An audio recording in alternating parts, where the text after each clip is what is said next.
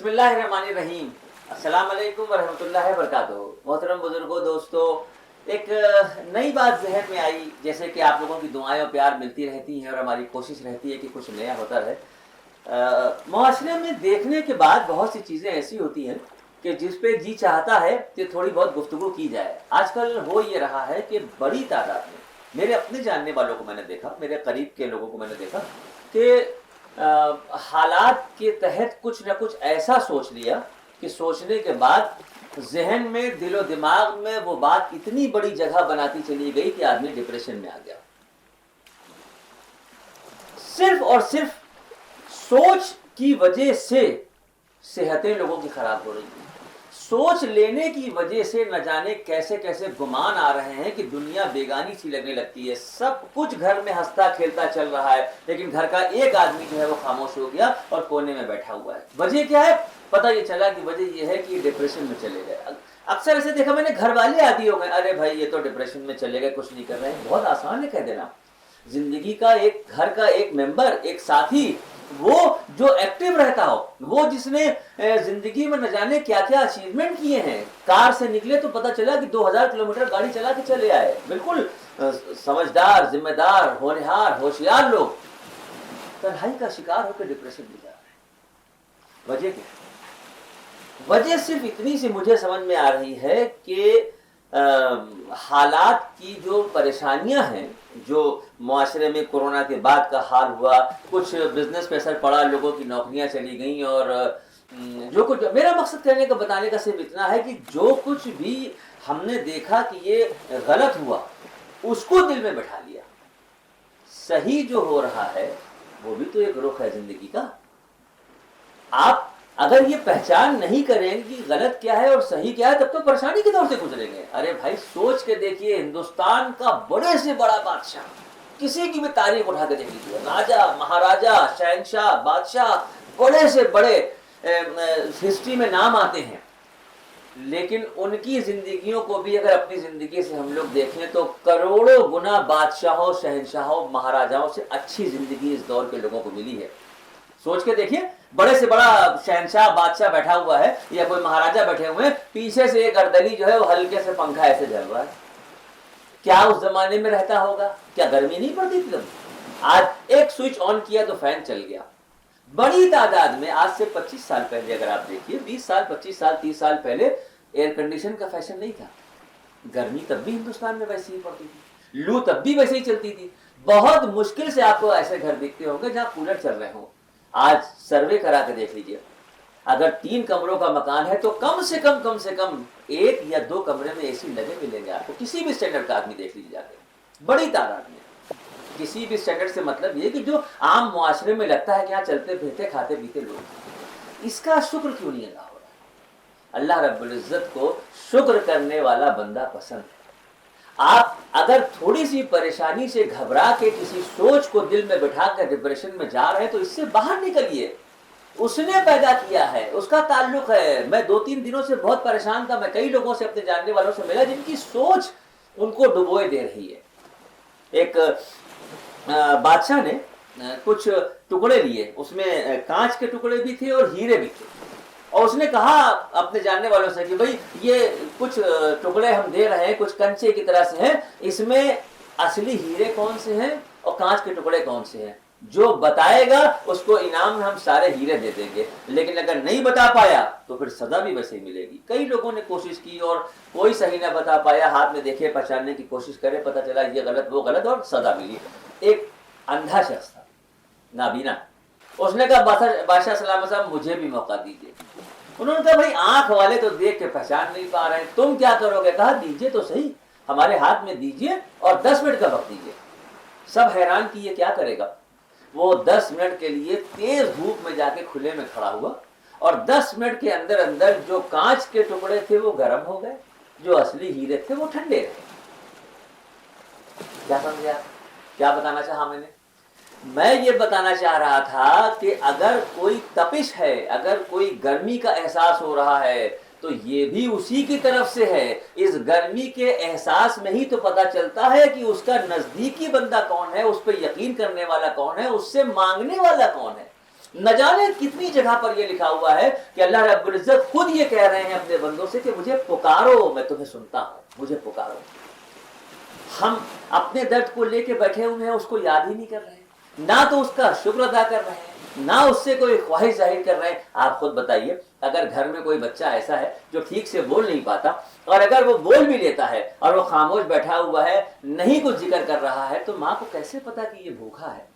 ماں کو کیسے پتا کہ ہاں اس کو کوئی درد تکلیف ہو رہی ہے؟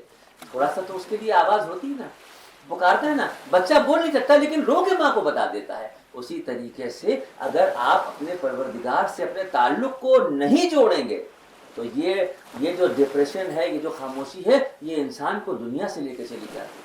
ذرا سا ہاتھ میں درد ہو رہا ہے، ذرا سا یہاں پہ کوئی تکلیف ہو رہی ہے، ذرا سا جسم میں کوئی بات آئی، ذرا سا کاروبار میں کوئی نقصان ہوا، اتنی گہری سوچ میں گئے کہ آخری سانس تک زندگی کو لے کے پہنچا دیا۔ اس سے نکلیے۔ میرے جاننے والے جو لوگ ہیں، جو میرے قریبی ہیں، باقی تو نہ جانے کتنے ہوں گے اس دنیا میں اس طریقے کے لوگ جنہوں نے سوچ کے اپنے آپ کو اس موڑ پہ لا کے کھڑا کر دیا کہ زندگی ہوتے ہوئے بے جان سے زندگی گزر رہی ہے۔ اس سے نکلیے، بچیے، دعا مانگیے پروردگار سے۔ اس نے یہ جو خوبصورت جگہیں دی ہیں، یہ ہریالی آپ دیکھ رہے ہیں، پیچھے سمندر کی لہریں ہیں، بڑے بڑے جہاز چل رہے ہیں، کیا خوبصورت نظارہ دیکھنے کو مل رہا ہے۔ یہ کس کے لیے ہے؟ اللہ نے اپنی مخلوق کے لیے بنایا ہے۔ اللہ نے عقل دی ہے، سوچ دی ہے، صلاحیت دی ہے، اس کا استعمال کیجئے۔ غور کر کے دیکھیے تو پوری دنیا کا جو حصہ ہے، پوری دنیا کا جو رقبہ آپ دیکھ رہے ہیں، اس میں سے 71% دنیا میں پانی ہے۔ 71% حصہ اس دنیا کا ایسا ہے جو سمندر کی شکل میں ہے، اور باقی کا حصہ جو ہے وہ عام آدمیوں کے لیے ہے۔ اور اس سمندر کی گہرائی میں خدا معلوم کون کون سی طرح کی مخلوق ہے اللہ کی، کیسی کیسی مچھلیاں ہیں، ہزاروں لاکھوں کی تعداد میں مچھلیاں روز پیدا ہو رہی ہیں، اور نہ جانے کتنی مچھلیاں بڑی مچھلیوں کی خوراک بن رہی ہیں۔ یہ پانی مفت ہے اللہ کی طرف سے، لیکن اللہ نے ہمارے جیسے کسی سمجھدار آدمی کو ذرا سا اشارہ دیا عقل کے طور پہ، اور اس کے سمجھ میں آیا، اس نے اسی سمندر کے پانی کو ہلکا سا کسی مشین میں فلٹر کر کے ایک پلاسٹک کی بوتل میں بھرا، اور وہ بوتل 20 روپے کی دنیا میں بک رہی ہے۔ جو چیز فری اللہ کی طرف سے آئی تھی، ایک عقل مند آدمی نے اپنے دماغ کا استعمال کیا، پانی کی بوتل بھری، اور 20 روپے کی وہ مارکیٹ میں بک رہی ہے۔ سوچنے والی بات ہے، جو چیز فری ہو اسے آدمی خرید کے لے رہا ہے، کیوں؟ کیونکہ اس میں تھوڑی سی خوبیاں ظاہر کر دی گئی کہ اس میں جو ہے فلٹر کیا ہوا ہے، اس میں کوئی مہک نہیں ہے، اس میں یہ نہیں ہے، وہ نہیں ہے، پانی اچھا بنا دیا۔ مقصد کہنے کا یہ ہے کہ اللہ رب العزت نے آپ کو عقل دی ہے، سوچنے کی صلاحیت دی ہے، انسان بنایا ہے، اشرف المخلوق بنایا ہے۔ تمام مخلوق کے بیچ میں ہم کو صرف اس لیے بھیجا گیا، یہ حسین دنیا ہمارے لیے سجائی گئی کہ ہم ان کو دیکھ دیکھ کے اس کا شکر ادا کریں، اس کے شکر گزار بندے بنے، اور اس کے پاس جو لامحدود خزانے ہیں، ہم تصور جن خزانوں کا نہیں کر سکتے، وہ میرے رب کے پاس ہے۔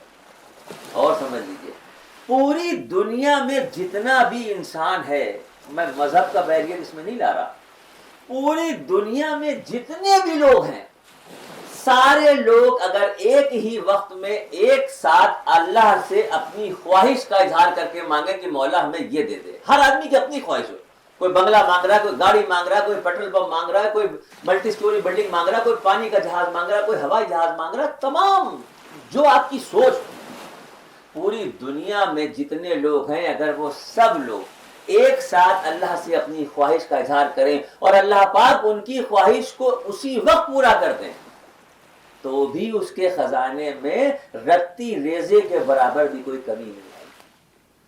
ہم کیا سوچ سکتے ہیں؟ ارے وہ ماں کے پیٹ میں بچے کو بنا دیتا ہے، یہ کون کر رہا ہے؟ کس نے بتایا ان بالوں کو کہ یہاں سے نکلنا ہے، یہاں نہیں نکلنا ہے؟ کس نے بتایا یہ ناخن کیسے نکل رہے ہیں؟ سب کچھ، یہ سب چیزیں کیوں میں بتا رہا ہوں؟ سوچ کے دیکھیے کہ اگر اللہ رب العزت کی دی ہوئی نعمتوں کا شکر ادا کرتے رہیں گے تو اس کو شکر بہت پسند ہے۔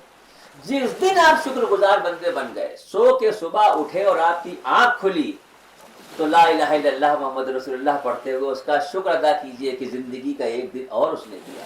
اور یہ جو زندگی کا دن ہمیں مل رہا ہے، یہ کاہے کے لیے مل رہا ہے؟ دن گزارنے کے لیے نہیں مل رہا ہے، یہ ہمیں موقع مل رہا ہے کہ آج اس دن پھر ہم کچھ ایسے اچھے نیک کام کریں۔ اس کے ساتھ عبادتوں کا نظام بہتر کر لیں اور اس کے بندوں کے ساتھ حسن سلوک کے لیے ہاتھ اٹھانا سیکھیں۔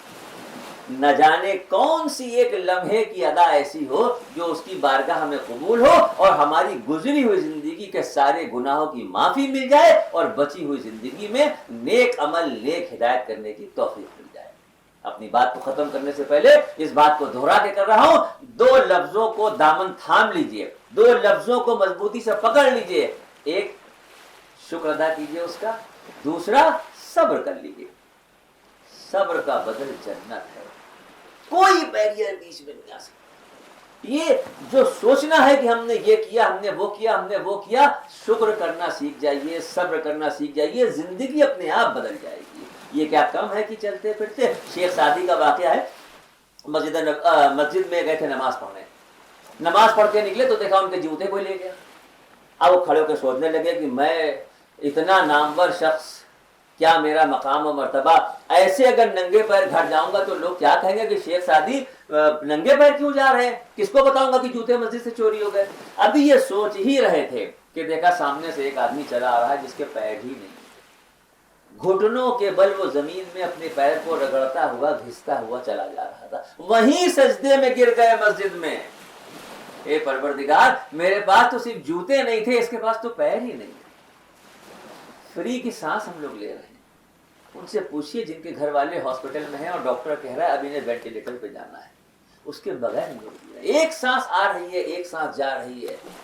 یہ سانسوں کا سلسلہ اس طرح سے جڑا ہوا ہے کہ چل رہی ہے تو یہ جہاں، اور رک گئی تو وہ جہاں، کوئی فرق نہیں ہے۔ سمجھنے کی کوشش کیجیے۔ بہت شکریہ آپ کی محبتوں کا۔ السلام علیکم ورحمۃ اللہ وبرکاتہ۔